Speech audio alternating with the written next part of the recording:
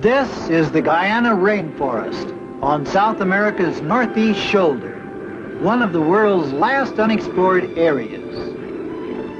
Far in the remote interior of this wild land stretches a vast opening in the covering jungle. On these isolated savannas, reached only by air, lies the Dadanawa, one of the largest cattle ranches in the world. Here in the surrounding jungle is found one of South America's rarest and most unusual wild animals. Welcome to Mutual of Omaha's Wild Kingdom. Hi, WK. Stan Brock has spent many years managing the huge Dadanawa Ranch and studying its wildlife. But one animal he has never seen is the giant armadillo, a rare mammal unchanged since prehistoric times. I joined Stan as he returned to Guyana, and together we flew to the ranch in search of this elusive animal found only in the tropical rainforests of South America. It was part of a project Stan was undertaking as research associate of the Royal Ontario Museum. We tend to think of museums as dark, quiet places to visit on summer weekends, but they are really active centers of scientific inquiry, with some of the great discoveries of our time being made by museum field research teams. The Royal Ontario Museum was making a survey of South America's mammals, and it was our goal to capture the rare giant armadillo. Our plan was to study its behavior in captivity and then release it back to the rainforest. We flew over 400 miles of dense jungle and camped near the spot where a giant armadillo had recently been sighted by local Indians. We've searched for days with no luck, but Stan's eager to check on some new reports of the giant armadillo at a nearby waterhole. We'll scout the pond and the area around it. We may be able to pick up a fresh trail. This big country looks empty, but there's plenty of wildlife here. In the grass ahead, a tamandua, a powerful little anteater. There's an unusual sight, bush dogs, rarely seen in open country. They've spotted the tamandua, searching for a termite nest. Tamanduas aren't their normal prey, and they seem only curious. But the tamandua doesn't share their curiosity.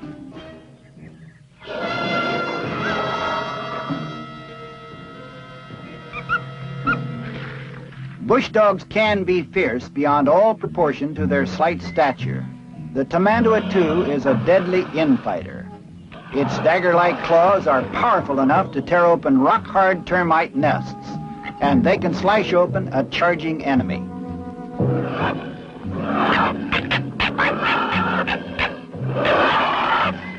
It doesn't look like the bush dogs are willing to test that defense.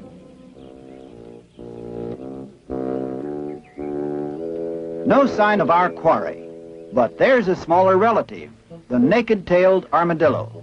They've seen the armadillo too. The giant we're after is many times this size.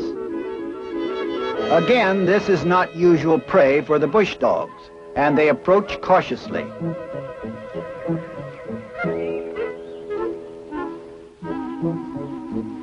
Apart from the naked tail that gives it its name, the armadillo has one vulnerable spot, its soft underbelly. If the bush dog should turn it over, the hard shell will no longer protect it. But now their sharp teeth are useless against the armor plate.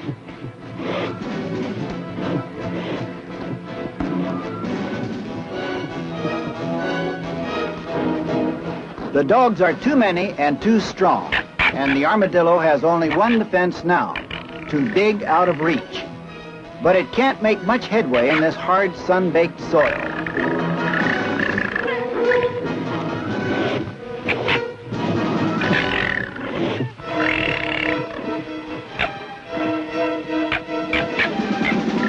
Now it's safe in its burrow with only the hard shell exposed. There's a familiar sight moving towards us. A Dadanawa cattle drive. During the years I managed the Dardanelles, I led many of these drives, and they're unlike roundups anywhere else. These cattle are wild, unpredictable, and driving them is demanding work. I've always found this an extremely risky operation, crossing the Rupununi River. If they panic, many could drown. Marlin spotted a movement on an upstream bank, a crocodile entering the water. This could be trouble. If the leaders bolt, the herd will follow.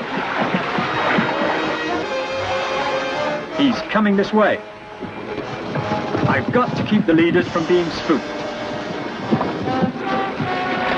This shallow bank is the herd's only exit. If they head downstream, they'll be trapped in deep water by the high, steep shore.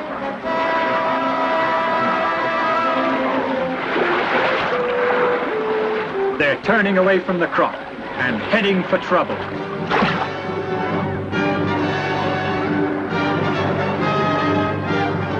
I've got to turn them back. The Indian vaqueros are at the rear of the herd. They're no help now. It's no use. They're coming ashore too far downstream. That bank is too high, and they're piling up. I've got to get them out of there, or a lot of cattle are going to drown in that crush.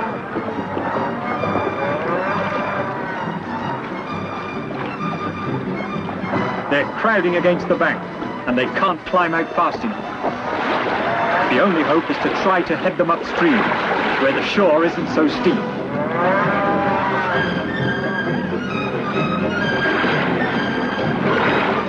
More are pushing in all the time.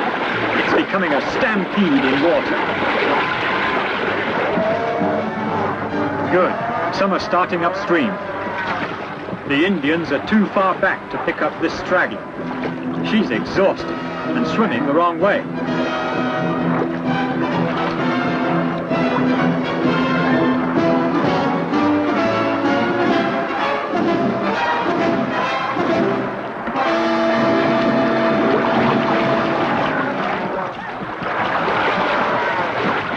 They're all finally headed the right way. If I can just keep them from turning back downstream, they can climb the shallow bank without a traffic jam in deep water.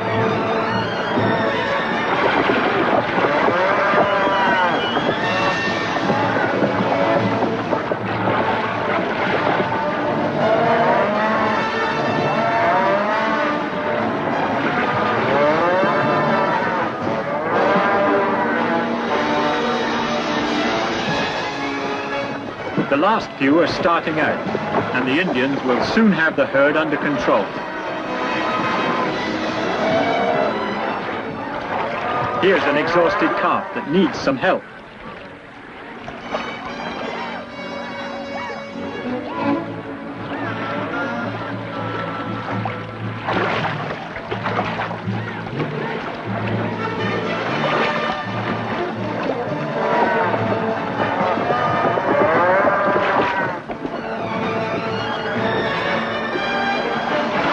The lot. Now for dry land.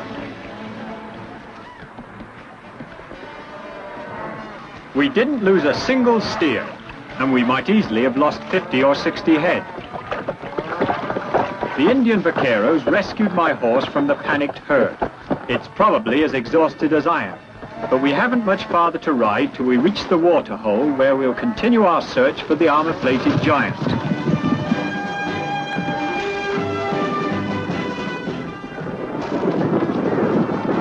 The herd's moving well now. We're no longer needed here, and it's time we looked for the giant armadillo. The giant armadillo had been seen several times at a nearby waterhole, and our plan was to wait there and see if he would come to us. The dry season's beginning now, and there should be many animals near the water ahead. We don't want to spook them and alarm the giant armadillo if he's still there. The bush dogs are searching for game trails along the bank. They've got company, a giant anteater. They'd better avoid this fellow. He's big and dangerous. They're going after him. Luckily for the dogs, the anteater doesn't choose to turn and fight, with escape so close at hand.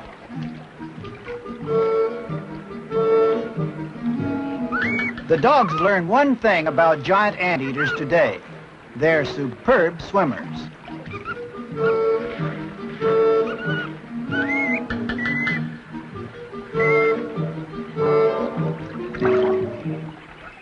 More animals are moving down to the waterhole, coati-mundis. Coatis hunt equally well in trees or on the ground, moving along with their tails high in the air and their long, sensitive noses busily at work. Now the dogs have seen the coatis, but these are animals they'd better treat with respect. Coatis are tough and aggressive fighters.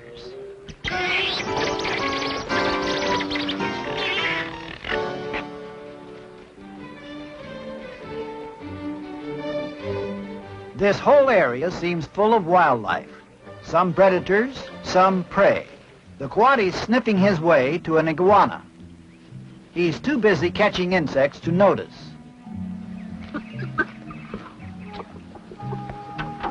These big lizards are sometimes hunted by coatis, but this coati doesn't act like he's ever seen an iguana before. Maybe it's the wrinkled skin or bright green color that seems so strange.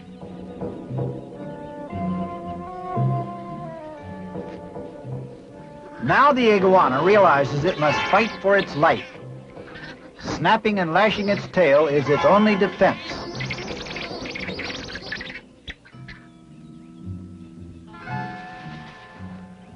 The iguana is lucky.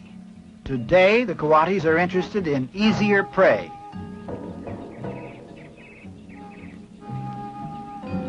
Still no sign of the giant armadillo, but the waterhole's drawing many other animals. In a tree just ahead, another iguana suns itself.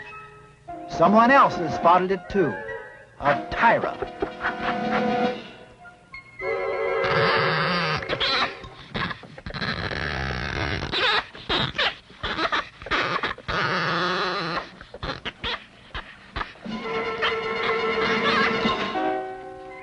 It's unhurt. Often iguanas will leap from trees to escape a predator. The tyras take the long way down, as the iguana makes good use of its head start. Light, buff-colored tyras like this one are rare. I've only seen a few. Normally, the fur is dark-colored. He's stalking something, a boa constrictor. Tyras are fearless predators, but this is dangerous prey. The boa's been waiting in ambush for animals coming in to drink. Now it's being challenged.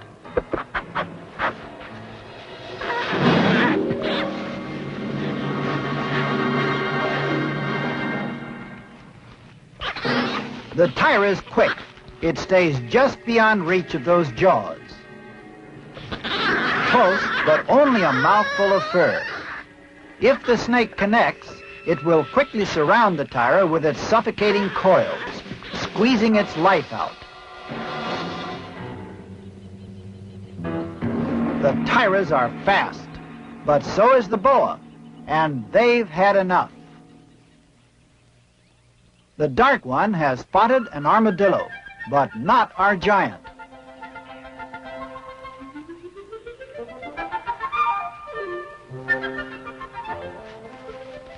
It doesn't seem disturbed by the tyra's approach. This is the 9-banded armadillo, an excellent digger.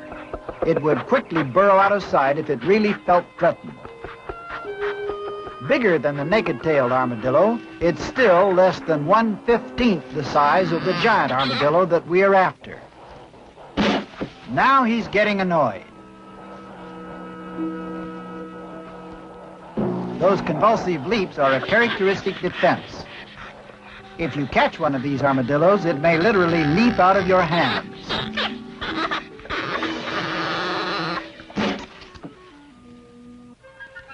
He's heading for the forest, probably where his burrow is dug.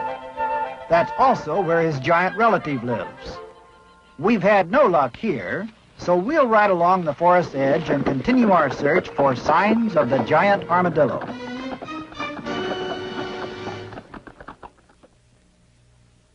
As Stan and I rode near the forest, we searched for any sign that the giant armadillo had come this way. In the trees ahead, a sudden blaze of orange, a jaguar. There's its mate, moving out from the forest's edge. The jaguar is king of the South American jungle, and while these two seem peaceful now, few animals are safe when they're on the hunt.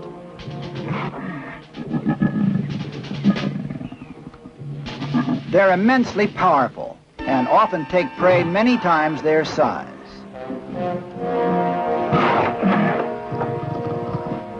It's an impressive sight.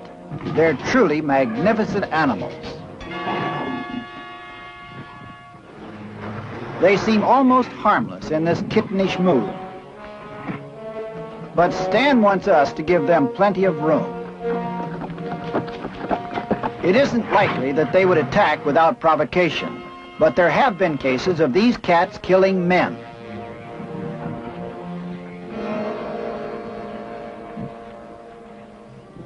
We've seen fresh armadillo tracks, and they lead to some thick brush ahead. Here is where our search ends. The giant armadillo, weighing up to 150 pounds. A living echo of our prehistoric past. We haven't been seen. It's too interested in searching for insects and grubs. Look at the size of those front claws.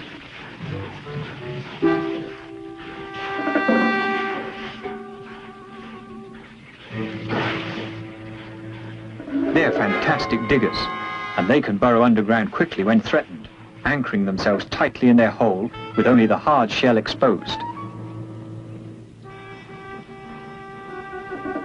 He doesn't seem to be having much success hunting for a meal here. Looks like he's going to try his luck elsewhere. These animals only leave the dense forest infrequently. If he heads back into the jungle, we may lose him. This is a break. He's moving into the open, away from the forest. There's not much cover here, and we should be able to stay with him. His eyesight is poor, and I don't think he's seen us yet. Now we've got our chance. He's entering a wide open marsh. If I can just chase him down.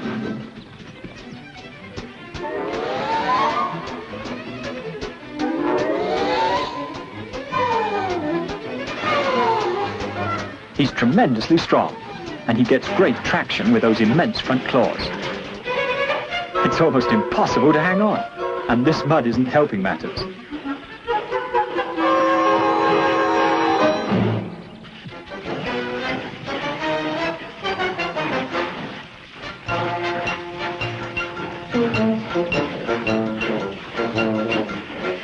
He's trying to dig in.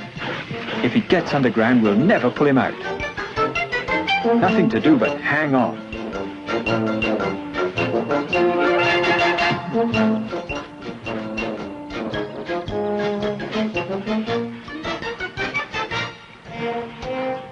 It's like trying to catch a greased pig.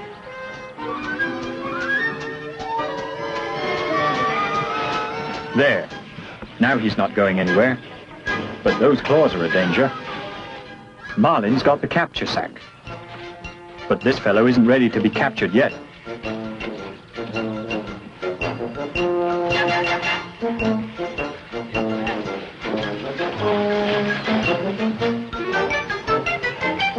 Careful.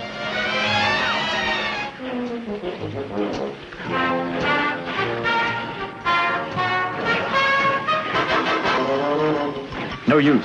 We can't work it past those claws. We'll have to lift him into it. That weight is tremendous. He must weigh well over 100 pounds.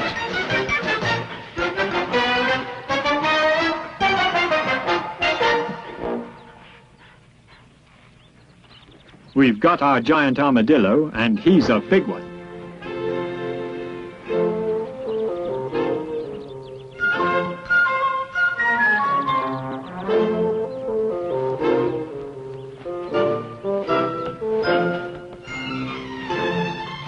The problem now is to get on my horse.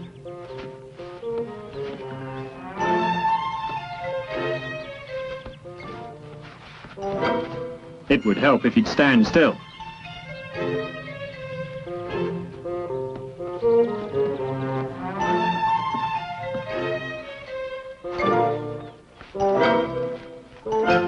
There we are. I feel like a jungle Santa Claus. It's been an unforgettable adventure in search of the giant armadillo. After we had studied the giant armadillo in a ranch compound for several weeks, Stan and I released the animal with great appreciation for the efforts of those who roam the wild places of the world, attempting to solve the many mysteries of the wild kingdom.